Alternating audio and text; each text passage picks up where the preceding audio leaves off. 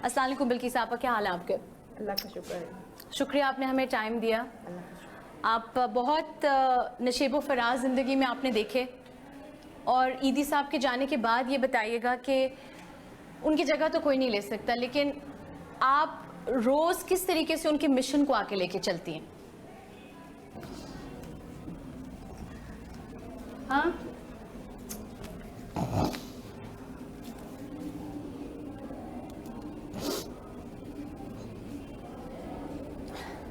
आप बात नहीं कर रहे हैं अभी? आप मैं नहीं कर सकती हूँ अभी।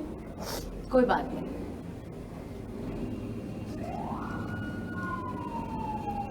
मुझे मालूम है, याद है मैं पिछली दफ़ा जब ईदी साहब का हाल पूछने आई थी तो कह रहे थे आपको, आपने मुझे बताया था कि कह रहे थे कि मैं अगर जाऊंगा तो तू भी मेरे पीछे आ जाना। याद है? फौरन आ जाना। हाँ, और आपने कहा था ऐसे थोड़ी होता है। मैं बोले ऐसा नहीं हो सकता। हाँ बोले नहीं, हम फिर उधर बैठ के बातें करेंगे। हाँ, उनके उनके आखिरी वक्त तक भी उनकी वो जो मजाक की हिस्स थी वो ख़त्म नहीं हुई है। नहीं, लेकिन बहुत बड़ा आपके ऊपर, अभी हम फैसल भाई से भी बात कर रहे थे, कह रहे थे मैं नहीं होता तो अम्मी भी देखती हैं, आपके ऊपर जिम्मेदारी ज़्यादा हो गई है ना बिल्किस आपा? नहीं, सब काम बांटे हुए हैं, सब काम मिलके करते हैं।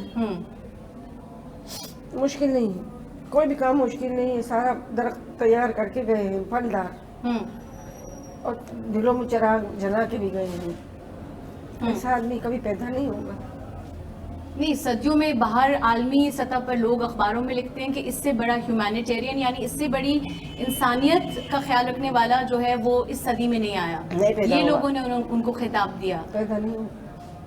तो बिल्किस आपा, लोग जो है क्या अब उसी तरीके से पैसे दे रहे हैं ईदी फाउंडेशन में, या कुछ कमी हुई है? कहते थे मुझे कि मुझे मर जाऊंगा तो थोड़ी सी कमी आएगी, आप घबराना नहीं। तो अब मैं तो घबराई नहीं, मैं बच्चा है नहीं, थोड़ा घबराता है। अच्छा, लेकिन आपके ख्याल में क्यों उन्होंने क्यों कहा था कि कमी आएगी, और आपके ख्याल में क्यों कमी आई? पता नहीं, ये सब कुछ समझते थे या कुछ इनके दिमाग में आता था लोग आपको सताएंगे, आपको डोनेशन भी कम मिलेगा तो आप घबराना नहीं। हमने कहा हम नहीं घबराएंगे, लेकिन हमारा शेयर चला गया। तो कोई आपको, जिस तरह ईदी साहब का जो पैगाम है, आपने पिछली दफ़ा भी लोगों को कहा था दुआ के लिए, तो मैंने उनको पैगाम दिया था, आप कुछ लोगों को बोलना चाहते हैं ईदी सेंटर के बारे में?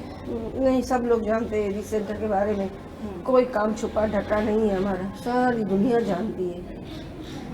और जो लोग काम नहीं कर सकते वो हमको सताते हैं। हमेशा मुझसे कहते थे कि काम से मेरा मुकाबला करो, झूठी झूठी बातें फैला के मेरा मुकाबला नहीं करो, मैं तुमसे लड़ने नहीं आऊँगा। मुझे कहते थे माफ़ कर दो, दरगुजर करो और अल्लाह पे यकीन रखो। अगर ये तुमने 3 काम संभाल लिए ना तो बस तुम्हारा कोई कुछ नहीं बिगाड़ सकता। अच्छा, आप याद है आपने भी मुझे कहा था, अभी फैसल भाई भी इसी बात का यादा कर रहे थे कि अगर कुछ ऐसे लोग हैं, बड़े बड़े बिजनेसमैन हैं, लेकिन वो पैसा देते हैं, लेकिन अगर आपको लगता है कि वो पैसा साफ नहीं है तो नहीं, कुछ सबका पैसा साफ होता है। अच्छा, सब मेहनत करते हैं, लेकिन ईदी साहब का एक है ना, वो था ना, असूल था कि बड़े लोगों से पैसे नहीं लूँगा, बड़े लोगों के पास नहीं जाऊँगा, कभी हाथ नहीं फैलाऊँगा, अल्लाह से मांगूंगा, जो देता है तो कभी किसी से कहता भी नहीं है। अल्लाह पे भरोसा रखो, बस एक ही बात। ठीक है, लेकिन अगर अब जिस तरह अगर चंदा कम आ रहा है तो फिर आप लेंगे बड़े लोगों से पैसे? नहीं लेंगे ना, हमको उनके उसूल पे चलना है।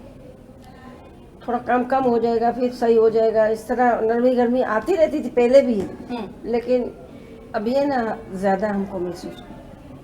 अच्छा, हुकूमत से आपको चाहते हैं कि जिस दिन ईदी साहब की वफ़ात हुई, जिस दिन वो खालिक हकीकी से जाकर मिले, आप चाहते हैं कि उस दिन कुछ लोगों ने कहा कि एक आम तातील होनी चाहिए, या उसको ईदी साहब का दिन मनाया जाना चाहिए? उन्होंने मरने से पहले कहा था कोई भी सेंटर बंद नहीं करना है, सारे सेंटर चालू थे। नहीं, जिस तरह उनका जो यौम वफ़ात है, क्या उस दिन हुकूमत खास तौर पे ऐलान करे कि इस दिन हम, नुकसान हो जाएगा दुकान गरीबों का, मुसाफिरों का, बेचारों का? नहीं, ऐसी तो कोई बात नहीं की थी। और हुकूमत का काम तो हम कर रहे हैं, हुकूमत का ये काम है, हम जो कर रहे हैं ये हमारा काम थोड़ी है। एक आम आदमी, एक आम शहरी, छोटा सा आदमी, पढ़ा लिखा भी नहीं, ना माँ बाप अमीर करोड़पति, ना हम करोड़पति, ना हम पढ़े लिखे, लेकिन अल्लाह ने हमारी इतनी मदद की कि हम लोग सारी दुनिया पे छा गए। हमने किसी से मदद नहीं मांगी, हाँ। अल्लाह पाक मदद करता रहा और हम काम करते गए। तो लेकिन आप कुछ चाहते हो कि ईदी साहब की याद में, एक तो म्यूजियम मुझे फैसल भाई ने बताया बन रहा है, लेकिन उनकी याद को ताज़ा रखने के लिए कुछ आपकी ख्वाहिश हो? नहीं, सब कि मेरे शौहर ने इतना काम किया। सारी दुनिया के दिलों में ईदी जिंदा है। हम्म। मैं समझती हूँ मेरे दिल में मर गए नहीं, चिराग जला के गया है, इतना बड़ा चिराग जला के गया है जो कभी नहीं बुझेगा, और उनका काम हम करते रहेंगे। आपने इसी तरह हौसला अपना कायम रखना है, क्योंकि आपकी हिम्मत से आपके सेंटर वालों को हिम्मत आती है, और दुनिया वालों को भी जो देखने वाले हैं तो वो कि जी ईदी साहब की जो उनकी अहलिया हैं वो भी इतने मजबूती से खड़ी हैं। नहीं, बहुत हमारे को सिखा के गए हैं, हमें इतना सिखा के गए हैं कि बस ये दिल और ईमान की बात होती है। दिल और ईमान मजबूत हो इंसान का, और इंसान अपने आप पे काबू कर ले ना, तो सारी दुनिया को फतह कर सकता है। ये मैंने इनसे सीखा है।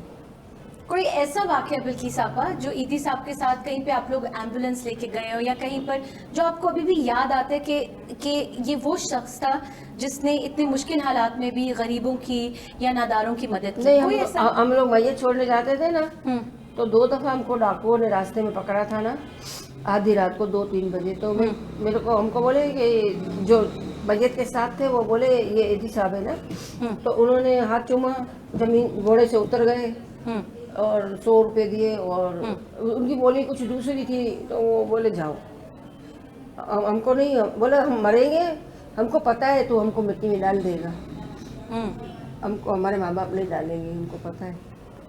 मतलब ऐसा शख्स जिसको डाकू भी सलाम करते थे? अरे हाथ चूमते थे, और ऊपर है ना सारा दिन केस होते हैं ना, तो बच्चा नहीं होता था तो औरतें गिलास में पानी भर के नीचे जाती थी, तो बोलते थे दम कर दो।